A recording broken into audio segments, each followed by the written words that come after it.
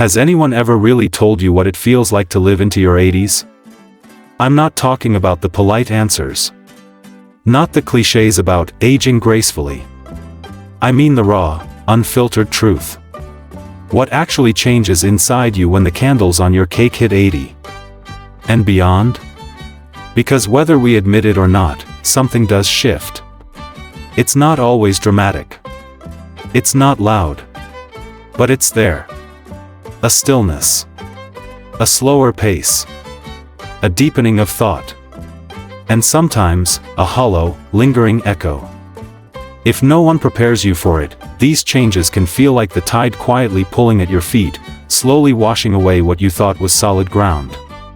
In this video, I want to walk you through 5 hard, often hidden truths about life after 80. Not to scare you, but to honor you. To help you navigate this next chapter with more awareness, more courage, and more peace. So let's begin. Truth number 1, friendships fade faster than you expect. You may still feel sharp, alive, ready to connect. But something subtle happens. People drift.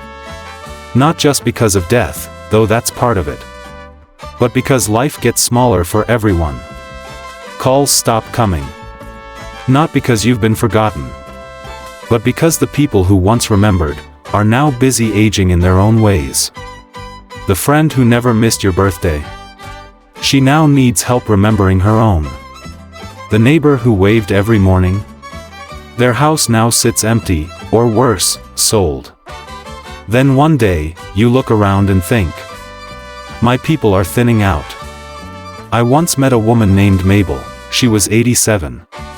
Every Tuesday, she dressed up, fixed her hair, and waited by the window. Her best friend used to pick her up for lunch. Then one Tuesday, the car didn't come. It never came again. And Mabel? She never said a word about it. She just started eating alone. That's a kind of grief that doesn't come with casseroles or sympathy cards. It's the grief of losing not just people, but routine. Belonging. But here's the thing. You can still build new friendships. They might not be the deep, decades-old kind. But they can still be real, warm, and life-giving. Through a book club. A walking group. A simple conversation at the market. At 80, you can't afford to wait for connection to come knocking.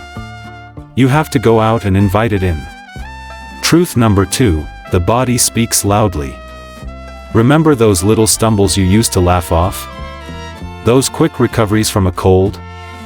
Well, they don't bounce back like they used to. Now, a small health issue can derail you for weeks, even months. That sore knee from gardening? It doesn't just ache, it sidelines you. A sleepless night? You're drained for days. Your body isn't betraying you. It's simply asking for what it's earned. Slower mornings. Gentler choices.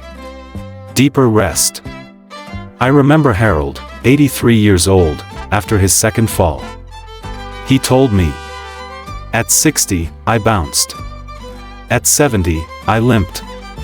At 80, I pause before I move. He wasn't giving up. He was adapting. And adaptation is strength. If your body needs to move slower, let it. But let it move. Let it breathe. Let it live within its new rhythm. And before we continue, if any of this is resonating with you, don't forget to subscribe to the channel. We make videos just like this. Conversations that matter, reflections that heal. So hit that subscribe button, give this video a like. And please, share it with someone you love. Stick with me until the end because we're only getting deeper from here. Truth number 3, independence isn't what it used to be. One of the hardest things to accept after 80? You need more help. Not because you're helpless, but because life isn't meant to be carried alone forever. You might find yourself hesitating at the stairs, double-checking the stove, asking people to repeat directions. And yet, asking for help can feel like admitting defeat. But let me say this plainly. Asking for help is not weakness. It's wisdom. There's no shame in using a walker if it means you get to keep walking. There's no shame in needing a ride if it means you arrive safely. There's courage in saying, I could use your hand with this. I knew a man named Raj, age 86. He'd always been the helper in his family. But when his eyesight began to fade, he finally let his grandson read to him. He told me, I thought I'd feel like less. Turns out, I just felt more loved. Let others love you through their actions. Let the support in. It's not a burden. It's a bridge. Truth number 4, society starts to look past you. This one is painful.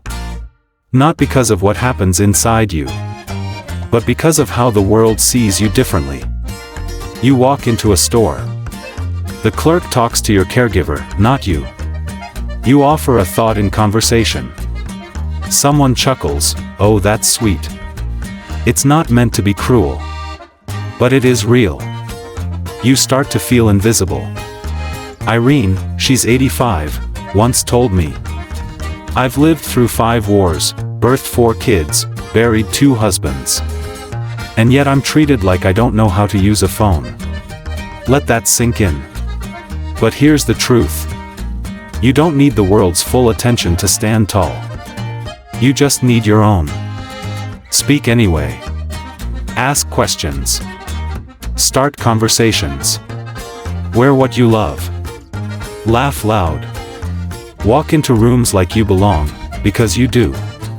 Let the world adjust to you. Not the other way around. Truth number 5, purpose doesn't expire, but it must evolve. This one is tender. Because after 80, when your old roles start to fade, worker, parent, caretaker, you're left asking, what am I here for now? And the answer? It's not as grand as it used to be. But it's deeper. You're here to share. To listen. To offer what only age can teach. Presence. Patience. Perspective. I once sat with a woman named Eliza, she was 90. She told me, I don't volunteer anymore. I can't bake like I used to. But I make a pot of tea every Thursday. And whoever walks through my door gets my full attention. That's purpose. That's presence. And that matters. Your value isn't in your productivity. It's in your being. You are the gift now. So, what do we do with these 5 truths? We face them. We talk about them. We stop pretending aging is either all ease or all sorrow. It's both. It's real. And if you've made it to 80, you've already proven your strength. Now, it's time to use that strength differently. To choose presence. To choose grace over pride. To speak up when the world grows quiet. To redefine purpose, not as doing more, but as being more. Now tell me, which of these truths spoke to you the most? Was it the loneliness of fading friendships? The reality of needing help? Or the quiet power of knowing your presence still carries weight? Drop your thoughts in the comments, I want to hear from you. And if this video brought you any clarity, comfort, or courage, give it a like, subscribe to the channel, and share it with someone who might need these words. This chapter of life, it isn't the end. It's the deepening. And the best stories? They always deepen, right before they end. Thank you for being here. We'll see you in the next one.